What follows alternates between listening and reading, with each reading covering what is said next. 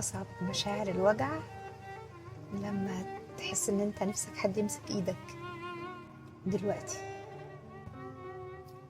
حد يطمنك، حد يطبطب عليك، فتلاقي نفسك لا شعوريا إيدك هي اللي مسكتك، كأنها بتقولك إحنا مع بعض، أنت مش لوحدك، أنت مش لوحدك. أو إحساسك لما تحس إن روحك عايزة تطلع بره منك، تحضنك، تطبطب عليك، تطمنك، ترجع تاني. بس في حياتي، بس للأسف اكتشفتهم متأخر. محدش بيتمر فيه. كنت بسمع الكلمة دي كتير، بس معرفتش معناها إلا لما دقتها.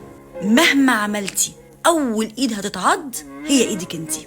إن جدعنتك مع الناس بقت إلزام عليكي. بقينا في زمن عملتي زي ما عملتيش ما تستنيش شكرا. اوعي تستني كتر خيرك، اوعي تستني من حد يقولك انتي عملتي عشاني.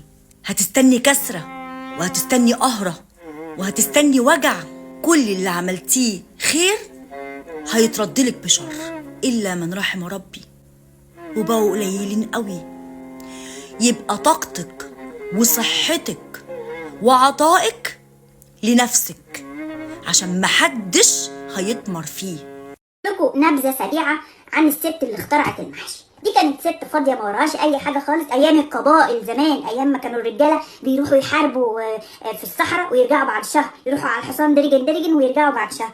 هو قبل ما يمشي قال لها يا وليه اعملي لي لقمه حلوه كده من ايدك، على بال ما انا ما اجي من الحرب. فقالت له ماشي يا حبيبي، انت روح وارجع لي منصور ان شاء الله، وعلى بال ما انت ما تيجي يكون الاكل خلص. فهو جوزها بقى راجع بعد شهر، هتقعد تعمل ايه الست يعني؟ معذوره برضه، هتقعد شهر تعمل ايه؟